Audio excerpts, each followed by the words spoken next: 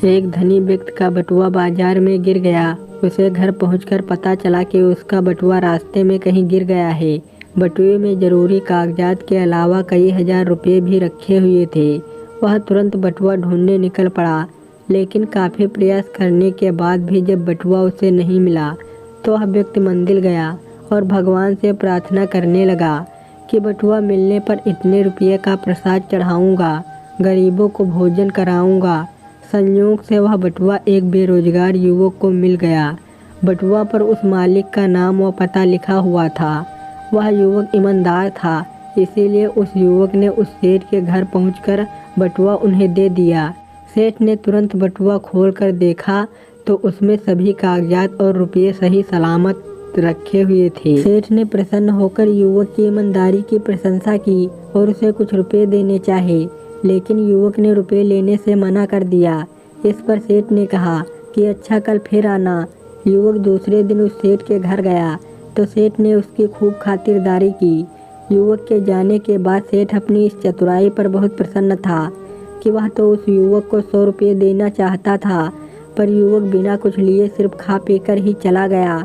उधर युवक के मन में इन सब बातों का कोई प्रभाव नहीं था, क्योंकि उसके मन में इनाम पाने की कोई लालसा नहीं थी। उसने तो साफ मन से उस सेठ को उसका बटुआ लौटाया था। सेठ बटुआ पाकर यह भूल गया कि उसने मंदिर में जाकर भगवान को कुछ वचन भी दिए थे। सेठ ने अपनी इस चतुराई का अपने मुनीम और सेठानी से जिक्र करते हुए कहा कि देखो, वह युवक कितना मूर्ख निकला, हजारों का माल बिना कुछ लिए ही दे गया। सेठानी ने कहा, तुम उल्टा सोच रहे हो।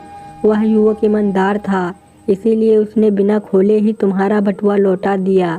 वह चाहता तो सब कुछ अपने पास ही रख लेता, तब तुम क्या करते? ईश्वर ने दोनों की ही परीक्षा ली थी, जिसमें वो युवक पास हो गया और तुम फेल हो गए। अवसर स्वयं तुम्हारे पास चलकर आया था। तुमने लालच के वश में होकर एक ईमानदार व्यक्ति को मूर्ख कह रहे हो। अब अपनी गलती को सुधारो और जाओ उसे ढूंढकर अपने यहाँ काम पर रख लो, क्योंकि उसके पास ईमानदारी की पूंजी है जो तुम्हारे पास नहीं है। पत्नी की बात सुनकर सेठ तुरंत ही अपने कर्मचारियों के साथ उस युवक की तलाश में निकल पड़ा। काफ़ी दिनों की तलाश के बाद वह युवक किसी अन्य सेठ के यहाँ काम करता हुआ मिला। सेठ ने उस युवक की बहुत प्रशंसा की और बटुए वाली सारी घटना कहा सुनाई।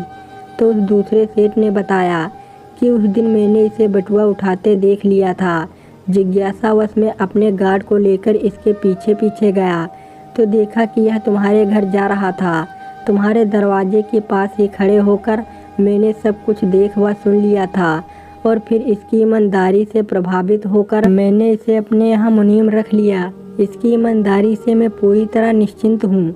यह सुनकर बटुआ वाला सेठ खाली हाथ लौट आया, जबकि पहले उसके पास कई विकल्प मौजूद थे।